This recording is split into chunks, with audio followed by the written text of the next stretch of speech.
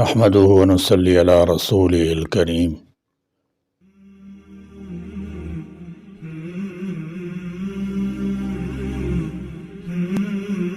آج کی ترقیات اور انکشافات نے زندگی کی قدریں یکسر تبدیل کر دی ہیں۔ جو کل رینگتا تھا وہ آج برق رفتار سواریوں کو وجود میں لا چکا ہے اور ہوا کے دوش پر اڑ رہا ہے۔ کل تک دریا کی معمولی موجیں جس کے لیے ایک ناقابل تسخیر مصیبت تھیں، آج وہ سمندر کا جگر چیر کر لعل و جواہر کی دنیا سمیٹ رہا ہے۔ کل کا لکڑیاں جلانے اور چراغ میں تیل ڈالنے والا آج برقی آلات و وسائل کی مدد سے پوری دنیا کو اپنی مضبوط گرفت میں لے چکا ہے۔ کل تک جو اپنی نحیف آواز میل 2 میل کے فاصلے پر پہنچانا بھی ممکن تصور نہ کرتا تھا، آج کی حیرت انگیز ایجادات نے اس کی آواز کو آفاقی بنا دی ہے، اور اس کی آواز بیک وقت 1-2 شہر نہیں پوری کائنات میں پھیل سکتی ہے۔ پھر آخر یہ کیوں کر ممکن ہے کہ اس دور کا قانون آج کی ترقی یافتہ دنیا کا ساتھ دے سکے اور ان کے لیے مشعل راہ بن سکے؟ اس دلیل کو ہمارے مغرب زدہ اور علوم اسلامی سے ناآشنا حضرات نے ایسی تسلیم شدہ حقیقت تصور کر لیا ہے کہ گویا اس میں شک و شبہ کی گنجائش ہی نہیں ہو۔ حالانکہ دیکھنے کی چیز یہ ہے کہ جو چیز بدلتی رہی ہے اور بدل رہی ہے وہ کیا ہے؟ کیا انسان کی فطرت بدل گئی ہے، اس کے طبعی تقاضے تبدیل ہو گئے ہیں، یا محض وسائل اور اسباب میں تغیر رونما ہوا ہے؟ ذرائع زندگی میں فراوانی آئی ہے۔ اس نقطہ پر جب کوئی شخص غور کرے گا تو اس حقیقت کا اعتراف کیے بغیر نہیں رہے گا کہ ازل سے آج تک دنیا میں جو انقلابات رونما ہوتے رہے ہیں اور جو تبدیلیاں پیدا ہوتی رہی ہیں ان کا تعلق اسباب وسائل کی دنیا سے ہے۔ انسان کی فطرت اور اس کی طبعی افتاد آج سے 10-20 ہزار سال پہلے جو تھی وہی اب بھی ہے اور ہمیشہ رہے گی۔ ایک بچہ اپنے ماں کے پیٹ سے پیدا ہوتی ہی اپنے دل میں ایک جگہ سے دوسری جگہ منتقل ہونے کی خواہش پاتا ہے، مگر وہ اپنی دست و پا کو اس سے بے بس پا کر روتا ہے، اشارہ کرتا ہے اور اپنے بڑوں کی گود کے سہارے ایک جگہ سے دوسری جگہ جاتا ہے۔ پھر جب اس کے پاؤں میں اتنی قوت پیدا ہوتی ہے کہ وہ خود سے جنبش کرے اور کسی قدر چل سکے تو وہ گھٹنوں کے سہارے کیڑوں کی طرح زمین پر رینگنا شروع کر دیتا ہے۔ وہ ذرا بڑھتا ہے تو ہلکے ہلکے قدموں کے ساتھ چلنے کی کوشش کرتا ہے۔ جوان ہوتا ہے، عمر پختہ ہوتی ہے، جسم میں توانائی آتی ہے تو وہی دوڑنے لگتا ہے، چھلانگ لگاتا ہے، کودتا ہے اور پھر جلد سے جلد پہنچنے کی کوشش میں بسوں اور ٹرینوں، جہازوں اور راکٹوں کی طرف مدد کا ہاتھ پھیلاتا ہے۔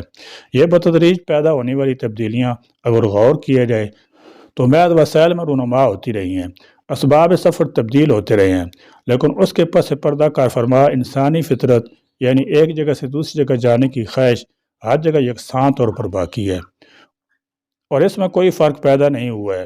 میں نے یہ محض ایک مثال دی ہے، ورنہ آپ جس چیز کے بارے میں بھی چاہیں اس انداز میں تجزیہ کر لیجئے، آپ محسوس کریں گے کہ تغیر پذیر محض اسباب ہیں۔ انسان کی فطرت اپنی جگہ قائم ہے، وہ جس طرح کل کبھی رنج و غم اور کبھی مسرت و شادمانی محسوس کرتا تھا آج بھی کرتا ہے،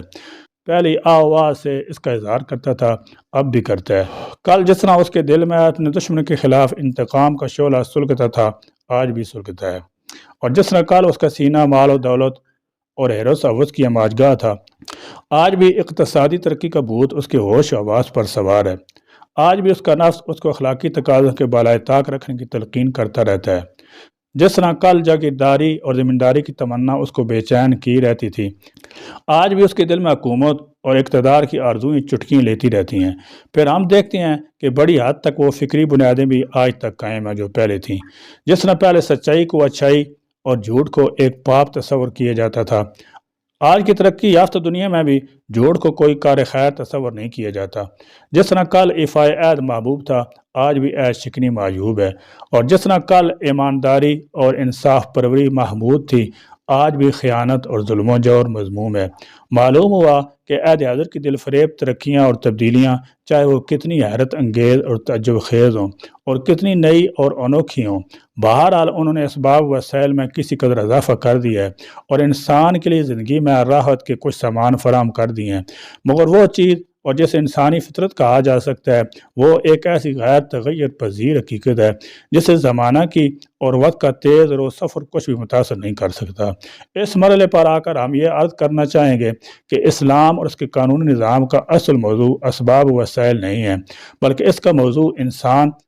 اور اس کے فطری تقاضے کی مناسب حدود میں تکمیل ہے۔ پس جس طرح انسان ایک غیر متبدل حقیقت ہے، اسی طرح ظاہر ہے اس سے تعلق رکھنے والا قانون بھی ابدی اور دائمی ہوگا۔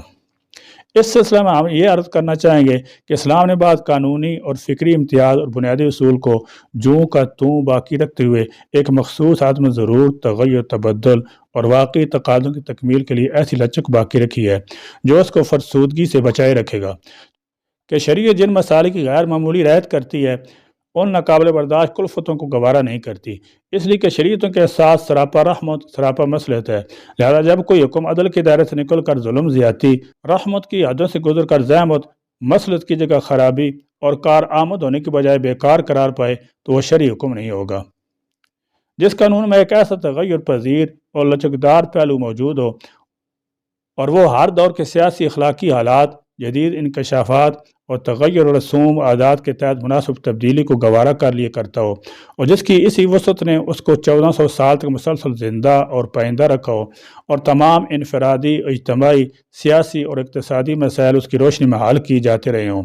اس کو جامد اور کسی زمانے کے لیے ناکارہ کہنا سوائے عناد کے اور کیا ہے؟ وما علینا الا البلاغ۔